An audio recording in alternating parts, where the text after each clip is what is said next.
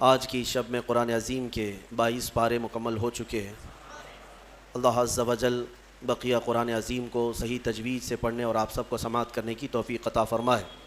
22ویں پارے کے اخیر میں سورہ یاسین کی ابتدا ہوتی ہے اور ہم نے سورہ فاطر کے اختتام تک آج تلاوت کی ہے۔ انشاءاللہ کل سورہ یاسین سے تلاوت ہوگی۔ اللہ نے چاہا تو کل مکمل یاسین مبارکہ سنانے کی کوشش کی جائے گی۔ آج ہم نے جو سورتیں تلاوت کی ہیں اس میں جو سورہ احزاب ہے اور اس کے بعد سورہ سبا اور سورہ فاطر، میں 21ویں پارے کے سلسلے میں بھی کل جیسے کہ آپ کو عرض کیا تھا کہ سورہ روم اور سورہ لقمان، سورہ سجدہ جو کل ہم نے تلاوت کی تھی، اللہ تبارک و تعالیٰ نے ایمان والوں کو ایک بہت پہلے ہی بشارت دے دی تھی۔ کس بات کی؟ کہ اللہ تبارک و تعالیٰ نے وحی کے ذریعے سے اپنے حبیب صلی اللہ تعالیٰ علیہ وسلم کو یہ بتایا تھا کہ رومی مغلوب ہو جائیں گے۔ روم والے لوگ، یہ جو عیسائی تھے، ایک وقت ان کا ایسا تھا کہ ان کی طاقت کے برابر کسی کی طاقت نہیں تھی، روم والوں کی۔ انہی کو رومی کہا جاتا ہے۔ آج بھی وہ روم کنٹری موجود ہے، عیسائیوں کا یہ ہیڈ کوارٹر ہوا کرتا تھا اس وقت، اور ان کا دارالخلافہ یا سمجھ لیں جہاں سے پائے تخت وہ روم سے ہی چلتا تھا۔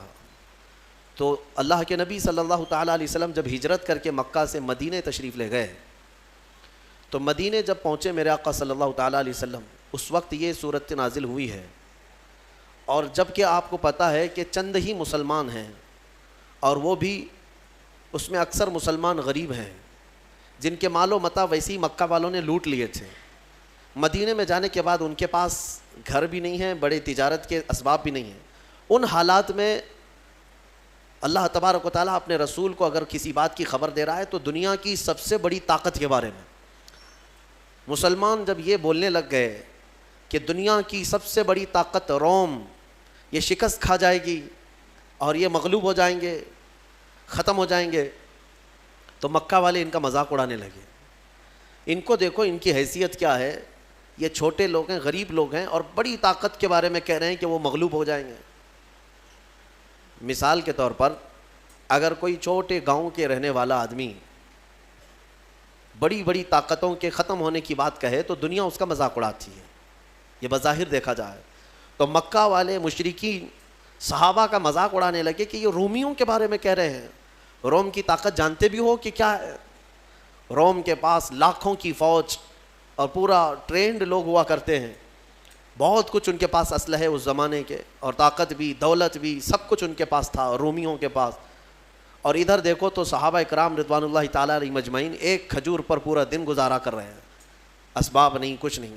ان حالات میں جب وہ روم کے فتح کی بات کریں، روم کے مغلوب ہونے کی بات کریں تو دنیا کی تو سمجھ میں نہیں آئے گا، دنیا تو مذاق ہی اڑائے گی۔ لیکن حالات نے دیکھا، چند سال گزرے، یہی مدینے کے وہ صحابہ جو پیوند لگے کپڑے پہنتے اور پیروں میں چپل تک نہ ہوتے، ان کا ٹھاٹے مارتا ہوا سمندر ملک روم تک پہنچا اور روم کے تخت کو بھی الٹ کر کے رکھ دیا۔ ہاں، نکل کر کے صحرا سے جس نے الٹ دیا تھا تخت روما کو، اقبال نے کہا ہے نا، نکل کر کے صحرا سے جس نے الٹ دیا تھا تخت روما کو، سنا ہے قدسیوں سے میں نے کہ وہ شیر پھر ہوشیار ہوگا، اقبال نے کہا ہے۔ تو یہ وہی صحابہ کرام رضوان اللہ تعالیٰ علیہ مجمعین ہیں جن کو دیکھ کر کے مکہ والے مذاق اڑاتے تھے کہ ان کی حیثیت کیا ہے، لیکن انہوں نے دنیا کی سب سے بڑی طاقت سے ٹکر لیا، اور روم جو ہے شکست کھا کر بکھر گیا، کئی ٹکڑوں میں تقسیم ہو گیا، ان کے اندر آپس میں اختلافات بھر گئے۔ روم کی شکست ہوئی، اس کے بعد پھر ایران کی بھی شکست ہوئی۔ دو بڑی سپر پاور طاقتیں اس زمانے کی، ایک روم اور ایک ایران۔ روم کو ہی قیصر کہتے ہیں، ایران کے بادشاہ کو کسریٰ کہتے ہیں۔ قیصر اور کسریٰ اگر کہیں ٹوٹ کر کے گرے ہیں تو وہ محمد کے غلاموں کے قدموں میں گرے ہیں صلی اللہ تعالیٰ علیہ وآلہ وصحبہ وسلم۔ میرے عزیزو، یہ وہی صحابہ تھے جن کے بارے میں اقبال نے کہا تھا کہ کچھ بات تو ہے کہ مٹتی نہیں ہستی ہماری، صدیوں رہا ہے دشمن دور زماں ہمارا۔ اور پھر اقبال نے انہی کے لیے کہا تھا کہ تھمتا نہ تھا کسی سے سیل رواں ہمارا، کوئی روک نہیں پاتا تھا اس طوفان کو جو مدینے سے نکلا تھا۔ سارے خس و خاشاک بہا لے جائے، سارے ملک جو ہے ان کے زیر نگی ہو جائیں۔ پھر اچانک یہ زمانہ آیا کہ وہ سیلاب رک سا گیا ہے، ہاں اس کو کسی نے بند باندھ دیا ہے، ایسا لگتا ہے جیسے فالج ہو گیا، ہاں ایسا لگتا ہے جیسے کسی نے بہت تیز بریک لگا دیا. کون لگائے گا؟ خود ہی ہمارے اعمال ہیں. یہ ہمارے شامت اعمال کی وجہ ہے کہ ہمارے ٹائر چلنے سے اب رک چکے ہیں، قدم آگے بڑھنے سے اب رک چکے ہیں، جام ہو چکے ہیں. بس اس کا علاج وہی ہے جو صحابہ کرام نے محسوس کیا تھا، اور اس کو علاج کے طور پر ہی اقبال نے بتایا تھا، تمہارا علاج جو ہے صرف اتنا ہی ہے کہ محمد سے وفا تو نے، تو ہم تیرے ہیں، یہ جہاں چیز ہے کیا لوح و قلم تیرے ہیں. طریق مصطفیٰ کو چھوڑنا ہے وجہ بربادی، اسی سے قوم دنیا میں ہوئی ہے بے اقتدار اپنی. ہمیں کرنی ہے شہنشاہ بطحا کی رضا جوئی، وہ اپنے ہو گئے تو رحمت پروردگار اپنی. علاج بھی اسی میں ہے. سبب کچھ اور ہے جسے تو خود سمجھتا ہے، زوال بندے مومن کا بے زری سے نہیں. مال نہ ہونا یہ ہمارا زوال نہیں ہے، طاقت نہ ہونا، سیاست نہ ہونا، حکومت نہ ہونا، یہ ہمارے زوال کا سبب نہیں. ہمارے زوال کا سبب وہ تم کو بھی معلوم ہے کیا ہے، سب کو معلوم ہے. سبب کچھ اور ہے جسے تو خود سمجھتا ہے، اقبال نے کہا ہے. اور چھپاتے کچھ اور ہو، بولتے کچھ اور ہو. کہتے ہو کہ ہمارے پاس ایجوکیشن کی کمی ہے، ہمارے پاس سیاست کی کمی ہے، طاقت کی کمی ہے، اسباب کی. سبب کچھ اور ہے جسے تو خود سمجھتا ہے، یہ اسباب نہیں. اگر یہی سبب ہوتا کہ طاقت کی کمی، اسباب کی کمی، تو پھر ان صحابہ کے قدموں میں سارے ملک کیوں گرے پڑے جا رہے تھے جن کے پاس بظاہر کھجور بھی کھانے کو نہیں تھی، پہننے کے کپڑے بھی نہیں تھے، اور لڑنے کی تلواریں بھی نہیں تھی؟ پھر کیوں ٹوٹی جاتی تھی ان کے قدموں پہ دنیا؟ سبب کچھ اور ہے جسے تو خود سمجھتا ہے. وہ سبب کیا ہے؟ وہی سبب ہے جس کو تم بھی بھلا بیٹھے ہو اور ایک زمانہ بھلا بیٹھا ہے، کہ نبی پاک صلی اللہ تعالیٰ علیہ وسلم کی وہی محبت جس کو اقبال نے کہا محمد کی محبت دین حق کی شرط اول ہے، اسی میں ہو اگر خامی تو سب کچھ نامکمل ہے. اسی میں ہو اگر خامی، یہیں جا کر کے خامی ہے.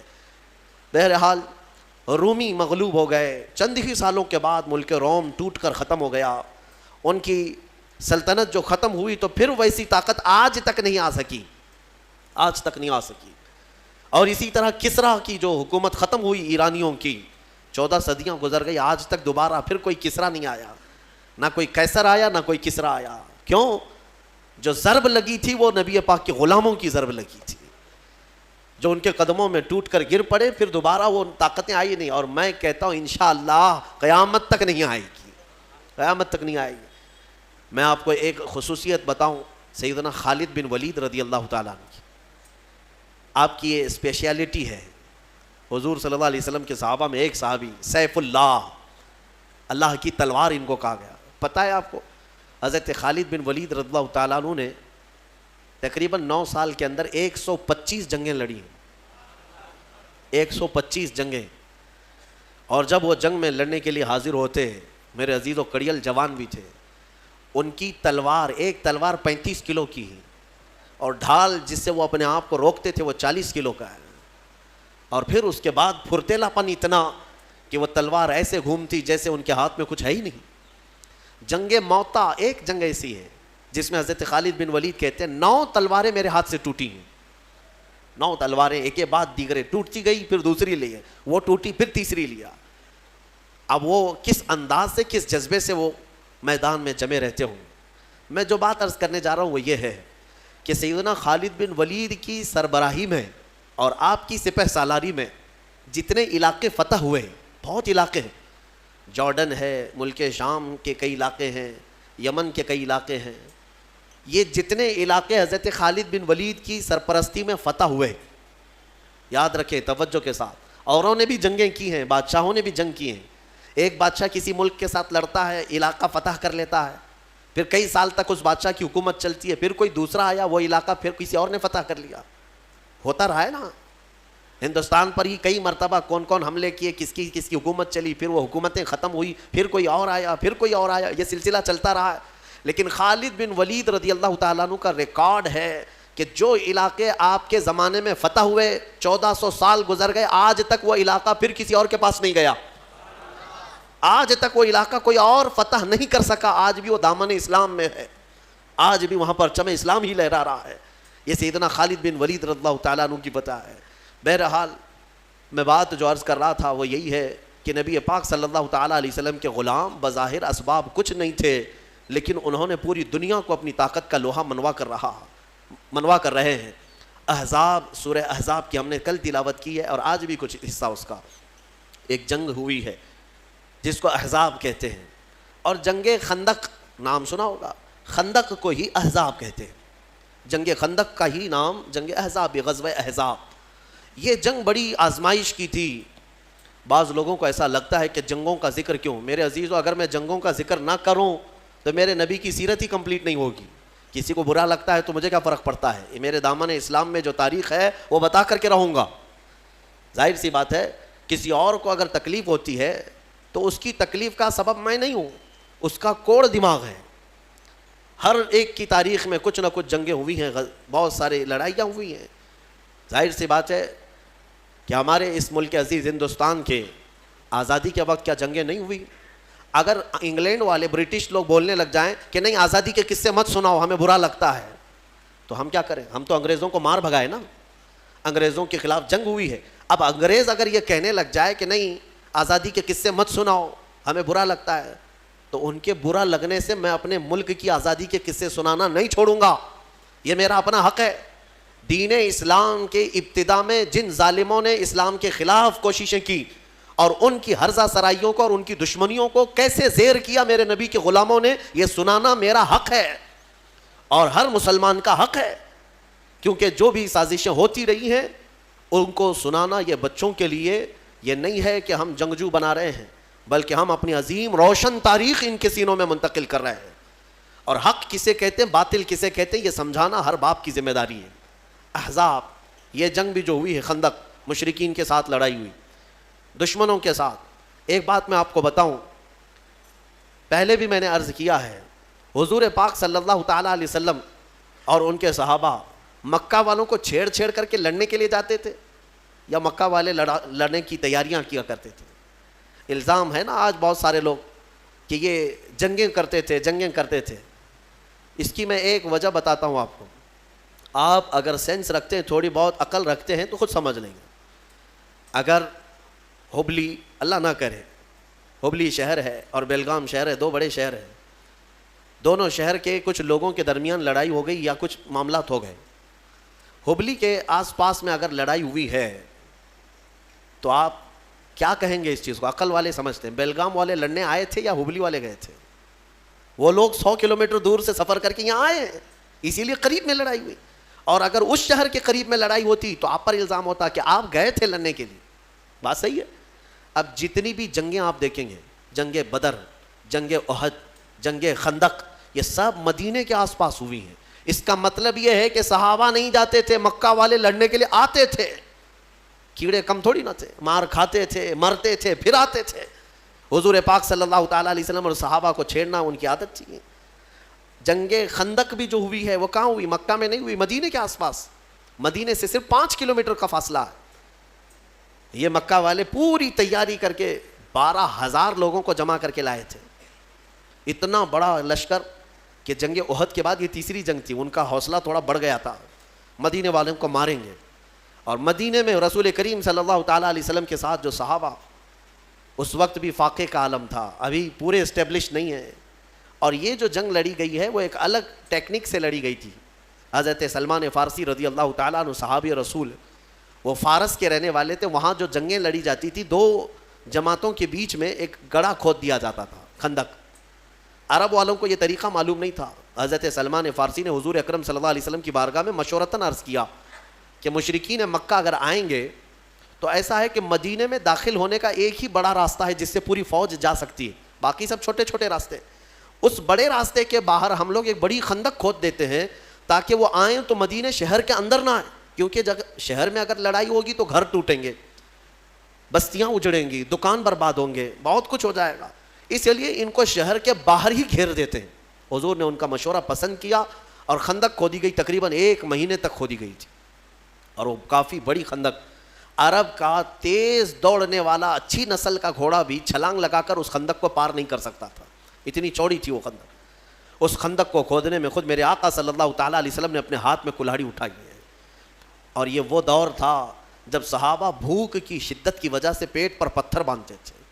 حضرت ابو ہریرہ فرماتے ہیں، نہیں بلکہ دوسرے صحابہ اکرام سے یہ روایت ہے کہ حضور پاک صلی اللہ تعالیٰ علیہ وسلم اس وقت اپنا جبہ اٹھا کر دکھاتے ہیں تو آپ کے پیٹ پر 2 پتھر بندھے ہوئے تھے. یہ پتھر کیوں باندھتے تھے اس وقت؟ کہ مضبوط ایک کپڑے سے پتھر باندھ دیے جاتے تھے تاکہ بھوک پریشان نہ کرے. پیٹ اگر خالی چھوڑ دیا جائے تو بار بار بھوک لگتی ہے, اور اس پیٹ کو ٹائٹ باندھ دیا جائے تو بھوک کم لگتی ہے. یہ عربوں کا طریقہ تھا, پیٹ پر پٹا باندھ لیتے تھے. حضور اکرم صلی اللہ تعالیٰ علیہ وسلم اس وقت پتھر باندھے رہتے تھے کہ بھوک پریشان نہ کرے. اور خندق جو کھودی گئی ہے انہی فاقہ کشی کے عالم میں کھودی گئی ہے. پھر اس کے بعد مشرکین جب آئے تو وہ دیکھ کر کے حیرت میں رہ گئے, یہ کیا طریقہ ہے, ہم کو شہر میں داخل ہونے نہیں دیا جا رہا ہے, یا مطلب یہ چیز نہیں تھی ان کے لیے. خندق کے اس طرف کھڑے ہو گئے. جنگ شروع نہیں ہوئی, اس میں 3 بڑی جماعتیں تھیں, قبیلہ بنو غطفان اور قریش, اور پھر ایک نجد کا ایک قبیلہ تھا. بڑے بڑے 3 قبیلے اس میں آئے تھے جنگ کرنے کے لیے. حضور پاک صلی اللہ تعالیٰ علیہ وسلم اور ان کے صحابہ, آزمائش میں آپ کو بتاؤں کیسی تھی. مدینے والے اس وقت جتنے تھے سب کے ساتھ میرے آقا صلی اللہ علیہ وسلم نے ایگریمنٹ کیا تھا, جو یہودی ہیں عیسائی ہیں سب کے ساتھ, کہ حملہ مدینے پر ہو رہا ہے, لہٰذا ہم ساتھ مل کر کے لڑیں گے, شہر کی حفاظت ضروری ہے. یہودی جو تھے اس میں بنو نزیر ایک قبیلہ ہے, اور بنو قریظہ, یہ 2 قبیلے تھے. بنو نزیر کے ساتھ بھی حضور صلی اللہ علیہ وسلم نے معاہدہ کیا تھا, مکہ والوں کے خلاف ہم سب مل کے لڑیں گے, کیونکہ نقصان ہوگا تو تمہارا بھی ہوگا ہمارا بھی ہوگا مدینے پر. تو سب کا اس بات پر ایگریمنٹ تھا. لیکن آپ کو میں بتاؤں, جب لڑائی کے لیے آئے تو طے یہی پایا تھا کہ وہ مدینے کے جتنے یہودی اور عیسائی ہیں وہ بھی حضور کے ساتھ کھڑے رہیں گے. لیکن ان ظالموں نے کیا کیا, حضور اکرم صلی اللہ تعالیٰ علیہ وسلم کے ساتھ آئے نہیں میدان میں, چند اپنے لوگوں کو بھیجا, اور اپنے سارے قلعے میں یہودی بیٹھ کر میٹنگ کرنے لگے, اور حضور پاک کی ساری تیاریوں کی خبریں مکہ کے کافروں کو دینے لگے, مشرکین کو. یہ دھوکے باز تھے, حضور پاک صلی اللہ علیہ وسلم کی ساری خبریں مکہ والوں کو پہنچانے لگے. انہوں نے دھوکہ دیا, خدا کیا, غش کیا, یہ ساری چیزیں ہوئی. اب جو حضور کے ساتھ تھے اس میں کچھ منافقین بھی آئے ہوئے تھے, اور وہ موسم کی سختیاں دیکھنے لگے. ایسی ہوائیں تیز چلی کہ لوگوں کا کھڑا ہونا مشکل تھا وہاں. ہنالک ابتلی المؤمنون وزلزلوا زلزالا شدیدا, اللہ فرماتا ہے یہ وہ جگہ تھی جب مومنوں کو آزمایا گیا اور انہیں بہت اچھی طرح سے ہلا دیا گیا تھا.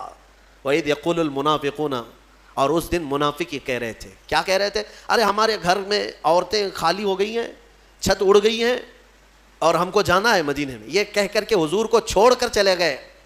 جو جماعت میں یہ وہ لوگ تھے جو مسلمان نظر آتے تھے, حضور کے ساتھ نماز بھی پڑھتے تھے, ان کا سب مسلمانوں کے ساتھ چلتا تھا. لیکن جب حالات سخت ہو گئے بھاگ گئے. وہ ایک ہی لاٹھی سے بھاگنے والے لوگ سب مدینہ میں بھاگ کر کے چلے گئے. اور میدان میں کون بچے, وہی صحابہ جو نبی پاک صلی اللہ تعالیٰ علیہ وسلم کے لیے اپنی جان بھی قربان کرنے کے لیے حاضر رہا کرتے تھے. وہ عاشقین کی جماعت کھڑی رہ گئی, اس میں چند لوگ تھے. اب مجھے بتائیے, منافقین چھوڑ کر مدینے گئے, یہودی دھوکہ دے کر کے میٹنگ کر رہے ہیں مدینے میں بیٹھ کر, اور سامنے 12,000 کا لشکر ہے مشرکین کا, اور خندق ہے, اور صحابہ کے پاس کھانے پینے کو کچھ بھی نہیں ہے. ایک رات ایسی بھی آئی, ایک رات کہ وہ مشرکین وہاں بڑے بڑے جانور ذبح کر کے بھون رہے تھے, گوشت کھا رہے تھے, روٹیاں پک رہی تھیں. ظاہر سی بات ہے ادھر کے کھانے کی خوشبو ادھر بھی آتی ہوگی. اور ادھر صحابہ کا حال یہ تھا کہ 10 صحابہ میں 4 کھجوریں گھوما کرتی تھی. 10 صحابہ میں رات کے وقت صحابہ کھڑے رہ جاتے اور ان کے کھانے پینے چل رہے ہیں. حضور پاک صلی اللہ تعالیٰ علیہ وسلم نے صحابہ سے پوچھا کہ مجھے لگتا ہے کہ تمہیں کھانے کی خوشبوؤں نے پریشان کر رکھا, اور ادھر کے کھانے کی. میں ایک بات بتاتا ہوں, حضور اگر خیمے میں آرام کر رہے ہو, گھر کے اندر ہو, ایک بھی کوئی صحابی ادھر سے ادھر گیا ہو 2 روٹیاں مانگنے کے لیے یا 1 بوٹی مانگنے کے لیے کہ میاں ہمیں بھی تھوڑا سا کھانا پانی دے دو, لنگر بٹتا ہے تو کیسے بھیڑ لگ جاتی ہے, ایک صحابی بھی گیا ہو, تاریخ میں ڈھونڈ کر کے نکالو, ایک صحابی سے بھی آپ نہیں دکھا سکو گے. یہ وہ لوگ نہیں ہیں جو 500,000 کی نوٹ دکھائے تو پارٹی بدل لیں. ہاں, صبح کچھ اور جھنڈا, دوپہر میں کچھ اور جھنڈا, شام میں کوئی اور جھنڈا, سب کے 1000 ہیں. گلے میں پٹا بھی الگ الگ ہے, صبح نیلا پٹا تھا, دوپہر میں پیلا پٹا, اور رات میں لال پٹا. یہ سارے دوپٹے والے ہیں, ان کا کوئی اپنا موقف نہیں ہوتا, صرف اور صرف دولت کے ہوس میں ادھر سے ادھر بدلنے والے. میرے عزیزو, صحابہ کرام کا حال یہ تھا, شدت کی بھوک تھی, لیکن کھانے نے ان کے قدموں کو نہیں ڈگمگایا۔ حضور پاک نے جب پوچھا تو صحابہ عرض کرتے ہیں یا رسول اللہ صلی اللہ تعالیٰ علیہ وسلم، ہم میں سے کوئی اس میدان میں کھانے روٹی بوٹی کے لیے نہیں آئے، ہم تو اپنی جانیں آپ کے قدموں پہ لٹانے آئے ہیں۔ صحابہ اکرام کا وہ جذبہ تھا۔ اس کے بعد ہوا کیا، ایک صحابی کی وجہ سے پوری جنگ پلٹ گئی۔ حضرت نعیم یہ ادھر کے خیمے کے تھے، ایمان لے آئے۔ حضور پاک صلی اللہ علیہ وسلم کے چہرے جمال جہاں آرا کو دیکھ کر وہ بے قابو ہو گئے، خندق کراس کر کے آئے، ایمان لے آئے، اور پھر حضور پاک صلی اللہ تعالیٰ علیہ وسلم سے اجازت لے کر کے واپس اسی خیمے میں گئے۔ ان تینوں قبیلوں میں جو تھے، بڑے بڑے جو 3 قبیلے تھے، ان کے تینوں کے درمیان کچھ نہ کچھ چل رہی تھی باتیں۔ ظاہر سی بات ہے، لیڈ کون کرے گا، آگے کون جائے گا، اس میں بہت سارے جھگڑے ہوا کرتے ہیں۔ ان کے اندر اتحاد نہیں تھا۔ حضرت نعیم رضی اللہ تعالیٰ عنہ نے اسی کمزوری کو ان کے محسوس کیا اور تینوں قبیلوں کو برابر اپنی اپنی جگہ پر لگایا۔ قبیلہ بنو غطفان سے انہوں نے کہا کہ تم تو بیوقوف بنے جا رہے ہو، قریش جو ہے اپنے مجاہدین اور اپنے سپاہی پہلے نہیں اتاریں گے، پہلے تمہارے اتاریں گے، اور بنو نجد محمد صلی اللہ علیہ وسلم سے معاہدہ کر چکے ہیں، ہاں وہ تو ختم کرنے والے ہیں، جنگ میں لڑیں گے نہیں۔ ان سب میں آپس میں ہی یہ شک تھا کہ ہم سب دھوکے میں تو نہیں آ گئے۔ تینوں قبیلوں کے درمیان ایسی باتیں ہو گئی کہ دوسرے دن اٹھ کر کے سب لڑنے لگے کہ تمہارے پہلے اتارو، تمہارے پہلے اتارو، اس لیے کہ ان کو یہ شک ہو گیا تھا کہ اگر یہ قبیلہ اپنے سپاہیوں کو نہیں اتار رہا ہے تو اس کا مطلب ہے دال میں کچھ کالا ہے۔ وہ قبیلہ بھی یہی سمجھ رہا تھا کہ یہ کیوں نہیں اتار رہے ہیں۔ ان تینوں کے درمیان ایسی پھوٹ پڑی کہ وہ آپس میں لڑ پڑے۔ حضور پاک صلی اللہ تعالیٰ علیہ وسلم سے ابھی جنگ کی نوبت نہیں آئی تھی۔ اچھا ایک بات اور بتا دوں، یہ جنگ ہونے سے ایک رات پہلے ادھر سے تینوں قبیلوں کے ایک سردار آئے حضور صلی اللہ علیہ وسلم کے پاس، کہا کہ ہم صلح کر لیں گے، آپ سے جنگ نہیں کریں گے، لیکن صلح اس بات پر ہوگی کہ مدینہ طیبہ کی جو کھجوریں سال بھر میں نکلتی ہیں وہ آدھی کھجوریں ہر سال پوری ہمیں دے دی جائیں گی بغیر معاوضے کے۔ یہ ٹیکس ہے، یہ صلح نامہ ہے۔ مدینہ کے جتنے پھل ہیں آج پوری دنیا کھا رہی ہے، آپ جانتے نہیں ہیں مدینہ کی کھجوروں کی برکت کیا ہوتی ہے، اندازہ بھی نہیں ہوگا آپ کو۔ میرے عزیزو، آج کے زمانے میں میں کہہ رہا ہوں مدینہ کے باغات کی جو کھجوریں نکلتی ہیں، آپ کو پتہ بھی ہے سال میں 2 کروڑ حاجی وہاں پہنچتے ہیں، 2 کروڑ تقریباً، حج کے، عمرہ کے، رمضان کے، یہ سب ملا کر سال بھر میں 2 کروڑ لوگوں کا آنا جانا ہوتا ہے، اور 2 کروڑ میں سے ہر کوئی اگر 1 کلو بھی کھجور لے جاتا ہے تو 2 کروڑ کلو کھجور صرف مدینے سے نکلتی ہے۔ اور مدینے کے باغات کتنے ہیں وہ دیکھو تو آپ کو حیرت ہوگی، کہاں ہیں باغات؟ بہت نہیں ہیں، ایسے نہیں ہے کہ جہاں تک دیکھو باغیچے ہیں، وہ چھوٹے چھوٹے باغیچے ہیں، کوئی 4 ایکڑ میں ہے، کوئی 6 ایکڑ میں ہے، کسی کا 10 ایکڑ میں ہے، اس طرح کے باغات ہیں۔ لیکن آج تک ہم نے نہیں سنا کہ سال بھر میں، رمضان میں ہو کہ حج کے موسم میں ہو یا کبھی بھی، حاجیوں کو کبھی کھجور مدینے میں کم پڑی ہو، کبھی نہیں ہوا، بلکہ ایکسٹرا ان کے پاس رہتی ہے ہمیشہ۔ مدینے کی کھجوروں کی جو برکت ہے وہ آپ سوچ بھی نہیں سکتے، اندازہ بھی نہیں لگا سکتے۔ یہ تو میں صرف اجوا کھجور کی بات کر رہا ہوں جو 2 کروڑ سے زیادہ نکلتی ہے، باقی اور مدینے میں 40 قسم کی کھجوریں اور پیدا ہوتی ہیں۔ یہ تو صرف اجوا کی بات میں کر رہا ہوں، اجوا تو ہر کوئی لے آتا ہے۔ اب آپ سوچیں ان مشرکین نے ایگریمنٹ میں لکھوایا تھا کہ آدھی کھجوریں ہمیں دے دی جائیں گی مفت میں اور ہم جنگ چھوڑ کے جائیں گے۔ حضور پاک صلی اللہ تعالیٰ علیہ وسلم نے محسوس کیا کہ صحابہ کم تعداد میں، بنو نذیر یہودی دھوکہ دے چکے ہیں، منافقین یہاں سے چھوڑ کے بھاگ چکے ہیں، اور ادھر ان کی طاقت بھی بہت زیادہ ہے، موسم بھی بڑا سخت ہے۔ حضور پاک صلح چاہتے تھے، صلح کا آپ نے ارادہ فرما ہی لیا۔ 2 صحابہ کو اس میں بلایا، دونوں کا نام سعد ہے، سعد ابن معاذ اور سعد ابن ابی عبادہ رضی اللہ تعالیٰ عنہما، دونوں مدینے کے سردار صحابہ، انصار صحابہ میں، اور حضور دونوں کی عزت فرمایا کرتے تھے۔ دونوں کو بلایا، کہا میں ان تینوں قبیلوں کے سرداروں سے بات کر چکا ہوں، تم کیا سوچتے ہو؟ انہوں نے پوچھا کہ مشورے یعنی صلح میں کیا طے پایا ہے؟ حضور پاک صلی اللہ علیہ وسلم نے فرمایا کہ وہ مدینے کی سال بھر کی آدھی کھجوریں لے لیا کریں گے ہر سال۔ حضرت سعد اور دونوں سعد کھڑے ہو گئے، کہا یا رسول اللہ صلی اللہ علیہ وسلم، آپ کا یہ مشورہ ہے یا حکم ہے؟ حکم ہے تو اسے ٹالا نہیں جا سکتا، اگر آپ مشورہ فرماتے ہیں تو ہمیں اجازت ہے.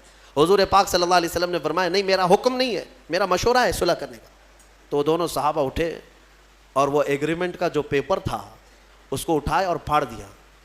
حضرت سعد اس دن کہتے ہیں یا رسول اللہ صلی اللہ تعالیٰ علیہ وسلم, جب ہم کفر میں تھے, جب ہم مشرک تھے, تب ان خبیثوں کو ایک کھجور نہیں دیتے تھے, اور آج دولت ایمان ہمارے پاس ہے اور آدھی کھجوروں کی بات کی جاتی ہے. یعنی مدینے کے آدھے, ہم زمانے کفر میں ایک کھجور نہیں دیتے تھے اور آج دولت ایمان ہمارے پاس ہے اور رسول پاک صلی اللہ علیہ وسلم کی سربراہی ہمارے ساتھ ہے, تو پھر آدھی کھجوریں دینا وہ بھی ان لوگوں کے لیے کیا معنی رکھتا ہے. انہوں نے پھاڑ دیا. میرے آقا مسکرائے ان کی بات پر. یہ نہیں ہے کہ رسول کے خلاف ہو گئے, بلکہ حضور ان کے جذبے کو دیکھ رہے تھے. اس کے بعد وہی سعد ہیں جن کو کافروں نے اسی جنگ میں تیر مارا تھا, تو حضرت سعد کی پیشانی پر لگا تھا اور خون کا فوارہ جاری ہو گیا اور ان کے ہاتھ بھی کٹ گیا تھا حضرت سعد کا تیر سے, اور حضور پاک صلی اللہ تعالیٰ علیہ وسلم خود ان کا ہاتھ اپنے ہاتھ میں پکڑے رہے. حضرت سعد کا پورا خون اچھل کر میرے آقا کے چہرے پر لگتا تھا. حضور اکرم صلی اللہ علیہ وسلم اس صحابی کو اس قدر محبت فرمایا کرتے تھے. اب سنیے, دوسرے دن ہوا وہی جو حضرت سعد نے چاہا تھا کہ یہ لڑنے کی طاقت ہی نہیں تھی, بلکہ آپس میں گتھم گتھا ہوئے ایک دوسرے سے لڑ پڑے, اور ایسا لڑے کہ ان کے تینوں قبیلوں کے جانور بھدک گئے. کسی کو ان کا گھوڑا لے کر بھاگتا تھا, کسی کو ان کا اونٹ لے کے بھاگتا تھا. پورے میدان میں تتر بتر ہو گئے. جنگ کا نقشہ جو ہے آپس میں جنگ میں تبدیل ہو گیا. اس کو اللہ نے فرمایا وَمَكَرُوا وَمَكَرَ اللَّهُ وَاللَّهُ خَيْرُ الْمَاكِرِينَ. کفار منصوبے بناتے رہتے ہیں اور اللہ خفیہ تدبیر کرتا ہے, اور اللہ کی تدبیر سب سے بہتر تدبیر ہوتی ہے. ختم ہو گئی. یہی جنگ احزاب ہے, یہی جنگ احزاب. اس سے حضور پاک صلی اللہ تعالیٰ علیہ وسلم جب واپس لوٹ رہے تھے, اب سنیے اب مسئلہ کیا تھا. وہ تو بھاگ گئے, بہت سارا مال سب چھوڑ کر مکہ والے بھاگے. اب حضور کو مدینے واپس آنا ہے, مدینے واپس آنا ہے. بیچ راستے میں حضرت جبرائیل آئے, کہا یا رسول اللہ صلی اللہ علیہ وسلم, رب تعالیٰ کی یہ منشا ہے کہ ان مشرکین سے تو آپ نپٹ گئے, وہ بنو نزیر یہودی جو دغا کیے, دھوکہ کیے, ان کے ساتھ بھی آپ جنگ کے لیے یہیں سے نکلے. ایک جنگ ختم ہوئی ہے, ابھی مدینے پہنچے نہیں. پھر جبرائیل امین کا حکم آیا کہ یہیں سے ان کو بھی نپٹا کر کے آ جائیں جو دھوکہ دیے ہیں. بنو نزیر یہ بھی مدینے کے باہر رہتے تھے. ایک قلعے میں بند ہو کر انہوں نے ایگریمنٹ بھی توڑ دیا تھا, بلکہ ہتھیار صاف کر رہے تھے کہ اب مکہ والوں نے تو مدینے حضور صلی اللہ علیہ وسلم کو مار دیا ہوگا, ہم بھی نکلیں گے, ہم بھی ماریں گے, پورا مدینہ ہمارا ہے. وہ سارے شیخ چلی کے پلان پہلے سے بن رہے تھے, انہیں پتہ ہی نہیں میدان میں ہوا کیا ہے. جب وہاں پر وہ سب میٹنگیں چل رہی تھی, ادھر جبرائیل امین حضور سے عرض کر رہے تھے کہ آقا رب تبارک و تعالیٰ کا حکم ہے.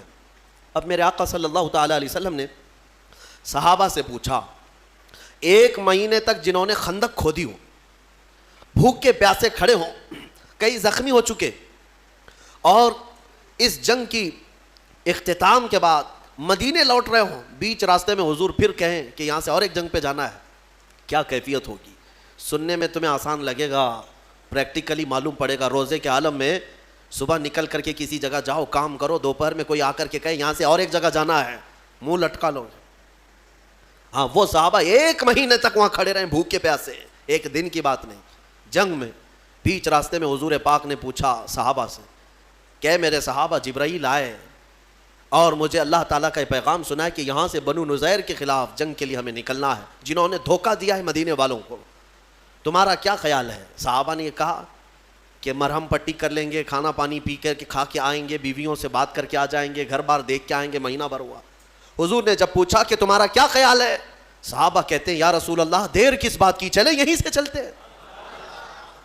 ایک صحابی نے بھی نہیں کہا کہ مدینے جانا ہے, مدینہ 5 کلومیٹر ہے, وہیں سے میرے آقا کے ساتھ چل پڑے. قرآن نے اسی لیے ان صحابہ کے بارے میں کہا ہے رضی اللہ عنہم ورضوا عنہ, اللہ ان سے راضی ہوا اور یہ اللہ سے راضی ہوئے. یہ یوں ہی نہیں ہے, اللہ تعالیٰ ان صحابہ سے کیوں راضی تھا کہ انہوں نے اپنی جانیں جوخم میں ڈالی ہیں لیکن شکایت کبھی نہیں کیا. بھوک بھی برداشت کیا, پیاس بھی برداشت کیا, مصیبتیں بھی برداشت کی, لیکن شکایت کبھی نہیں کیا. بنو نزیر کی جنگ میں بھی گئے اور پھر اس قلعے کا محاصرہ کیا. وہ تو میاں مٹھو بنے ہوئے پہلے سے پلان بنا رہے تھے, ان کو ایسا لگ رہا تھا ہم مار ڈالیں گے, کاٹ ڈالیں گے, ختم کر ڈالیں گے. حضور پاک باہر کھڑے صحابہ کے ساتھ, ان کو بلایا آ جاؤ. انہوں نے کہا ہم جنگ کریں گے. حضور پاک صلی اللہ علیہ وسلم کی طرف سے حکم ہوا کہ ہم جنگ نہیں کرنا چاہتے, تم آ جاؤ, تم سب نے دھوکہ دیا, ایگریمنٹ توڑے. اندر سے ان لوگوں نے پلان بنا کر کے یہ کہا کہ چلو لڑتے ہیں جتنے ہیں. کیا لڑ پاتے محمد عربی صلی اللہ علیہ وسلم کے ان شیروں کے ساتھ. نیچے آئے, دوپہر تک نہیں ہوئی کہ سب کے سب وہیں ڈھیر ہو گئے, کئی قیدی بن گئے اور کئی مارے گئے, اور اس کے بعد اس علاقے کو, اس اڈے کو بھی ہمیشہ کے لیے ختم کر دیا گیا, بنو نذیر. اب مدینہ طیبہ میں نبی پاک صلی اللہ تعالیٰ علیہ وسلم کی اسی سلطنت کا اسٹیبلشمنٹ ہوا جو آج تک ہمارا مرکز اسلام ہے. حرزہ سرائیاں مدینے کو خراب کرنے کی اس وقت سے کوششیں ہوتی رہی, جنگیں یوں ہی نہیں ہوئی ہیں, وجہ تو کچھ تو رہی ہے. کوئی بھی جہاد میرے پاس لا کر کے دکھاؤ, میں اسباب بتاتا ہوں, اس کے ریزن بتاتا ہوں کہ کیوں ہوئی, تب تمہیں پتہ چلے گا کہ انصاف اور حق کس کی طرف ہے. یقیناً میرے آقا صلی اللہ علیہ وسلم رحمت للعالمین ہے.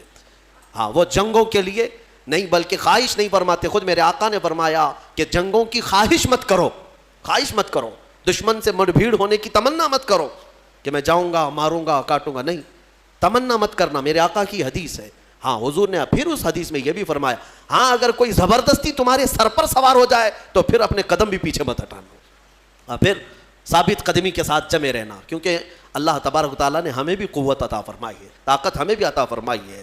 اسی لیے میں آج یہ کہتا ہوں میرے عزیزوں, آج کچھ برساتی کیڑے نکلے ہوئے ہیں گلی کوچوں میں, اور دنگائی جو فساد مچا کر, مجھے ہنسی بھی آتی ہے اور حیرت بھی ہوتی ہے کہ کچھ لوگ اپنے اپنے شکتی پردرشن کے لیے تلواریں لہرا کر کے دکھا رہے ہیں مسجدوں کے باہر, چھریاں, چاقو, تلواریں. کیا اب یہ جلوس تلواروں کا ہونے لگ گیا؟